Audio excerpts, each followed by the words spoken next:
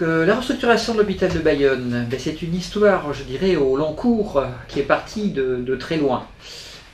Cet établissement, situé en centre-ville, avait comme particularité d'avoir été fait à la campagne en 1866 et d'avoir connu des extensions dans le courant des années 70, où ont été ajoutés 3 bâtiments de type unité de soins normalisés et un plateau technique en 1979. Depuis cette période, le site n'avait pas connu d'évolution majeure, alors que l'activité de l'établissement avait fortement progressé. Donc en 1995, il a été décidé par le conseil d'administration de prévoir la restructuration de l'hôpital de Bayonne sur site. Le chantier était divisé en 2 phases de travaux. La phase 1 a consisté à ajouter des bâtiments extension pédiatrie-maternité, bâtiments d'hébergement médecine-chirurgie, urgence et nouveaux points d'accueil et recouvertes. Une phase 2, exécutée de 2009 à 2012, consistant à créer un bâtiment d'hébergement et un plateau technique. Le bâtiment d'hébergement a 4 niveaux, en forme de demi-lune, donnant sur un grand parvis. L'ensemble des bâtiments de la restructuration de l'hôpital de Bayonne sont organisés de manière extrêmement logique. Les niveaux sont spécialisés en fonction soit du type de prise en charge des patients, soit des produits qui sont échangés. Le niveau -2 est consacré à l'approvisionnement logistique de l'établissement. Il comprend en particulier toute la zone d'approvisionnement logistique, la pharmacie, la stérilisation. La pharmacie avec sa zone d'approvisionnement médicaments et dispositifs médicaux. Il est à noter que dans la pharmacie a été inclus un robot stocker permettant la délivrance automatisée des commandes de médicaments émanant de tous les services de soins de Saint-Léon. Cette délivrance est entièrement automatisée. La stérilisation a été intégrée à côté de la pharmacie, juste sous le bloc opératoire. Cette stérilisation comprend 2 zones.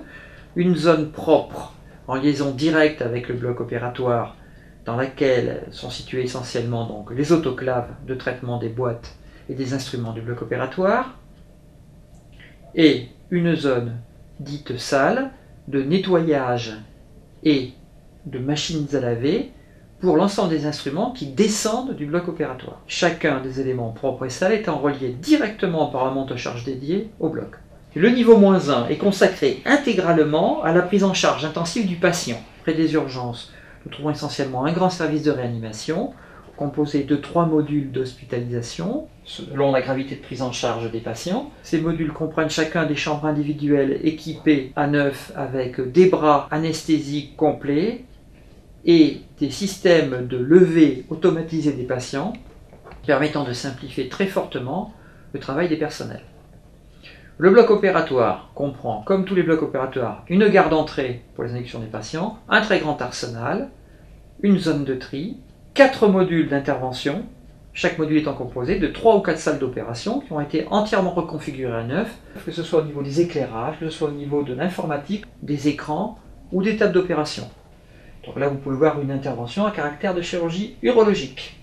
Une salle de réveil de 21 places est prévue pour être mise en service au fur et à mesure de la montée en charge, ainsi qu'une zone de lavage automatisé des endoscopes pour le module endoscope. Chacun de ces modules étant en liaison avec la stérilisation par des monte-charges. Le niveau 0 est consacré à l'accueil des patients, aux consultations externes et à la partie du plateau technique qui fait le plus appel aux consultants externes, qui est la radiologie et la médecine nucléaire, qui se compose d'un module d'accueil, 2 modules où sont installées les machines SpecCity Gamma Caméra, dont 2 SpecCity comme la machine que vous voyez, des zones d'injection des patients, et nous avons déménagé une Gamma Caméra et un PET scan.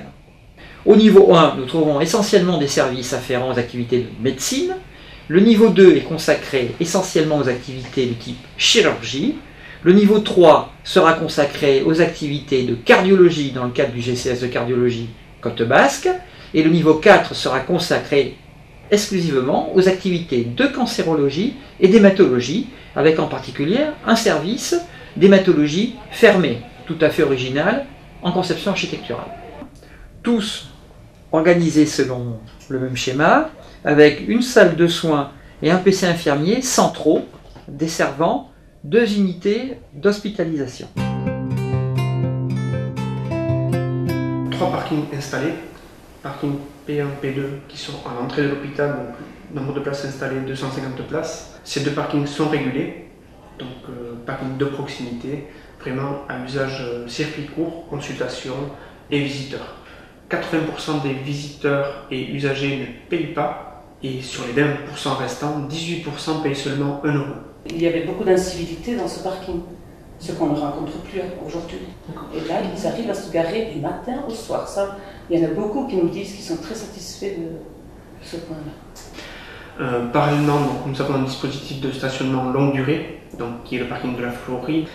Ce parking est entièrement gratuit jour et nuit, 7 jours sur 7. Alors la navette fonctionne de 7h30 jusqu'à 9h toutes les 5 minutes et de 9h à 19h tous les quarts d'heure.